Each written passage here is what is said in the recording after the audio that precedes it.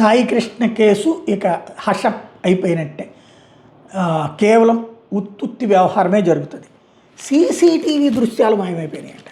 అంటే రాజ్యమే నేరం చేస్తే, రాజ్యాంగాన్ని పరిరక్షించాల్సిన వ్యవస్థలే తప్పు చేస్తే, ఆ తప్పులను ఎలా కాపాడాలన్నటువంటి దాంట్లో ఒకవైపున మౌత్ పబ్లిసిటీతో చనిపోయినటువంటి వాడిని గురించి వ్యతిరేక ప్రచారం, రెండో పక్కన చంపి తగలబెట్టి బూడిద కూడా దొరకనివ్వకుండా చేసే అంతటి అత్యంత రాక్షసకాండని సమర్థించేటటువంటి వ్యవహారంలో రాజ్యం పనిచేస్తుందన్నది ఇక్కడ స్పష్టంగా కనబడుతుంది.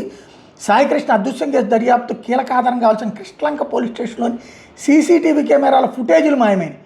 స్టేషన్ పూర్వ సిఐ నాగరాజు ఉద్దేశపూర్వకంగా వీటి తొలగించినట్టు అనుమానాలు వ్యక్తం అవుతున్నాయి. అంటే ఆయన మీద వేసేసి తోసేస్తారు, కాసేపు ఆపేస్తారు. కేసు దర్యాప్తు చేస్తున్న సిట్టి విషయాన్ని గుర్తించినట్టు తెలిసింది. సుప్రీంకోర్టు తీర్పు ప్రకారం స్టేషన్లోని సీసీటీవీ కెమెరాలు నమోదయ్యే దృశ్యాలు 18 నెలల పాటు భద్రపరచాల్సి ఉంటుంది. కానీ కృష్ణలంక స్టేషన్లో దాదాపు ఏడాది పాటు డివిఆర్, ఎన్వీఆర్ నమోదైన దృశ్యాలను తొలగించారు. సాయికృష్ణ అదృశ్య వ్యవహారంలో వాస్తవాలు వెలుగులోకి రాకుండా స్థానిక టెక్నీషియన్ పిలిపించి ఈ దృశ్యాలను తొలగించినట్టు అనుమానాలు వ్యక్తమవుతున్నాయి.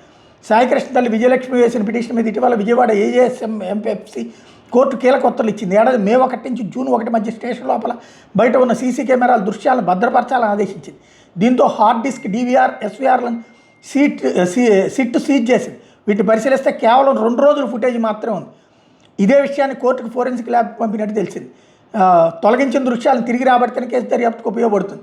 సాయికృష్ణ మార్కాపురం నుంచి పోలీసులు తెచ్చి కృష్ణలంక పోలీస్ స్టేషన్లో ఉంచారని, అక్కడే చిత్రహింసలు గురి చేశారని అతని తల్లి విజయలక్ష్మి ఆరోపిస్తున్నారు. లాకప్లోనే చనిపోయి ఉంటాడని ఆరోపిస్తున్న నేపథ్యంలో అక్కడ సీసీ కెమెరాల ఫుటేజ్ మాయం కావడం చర్చ.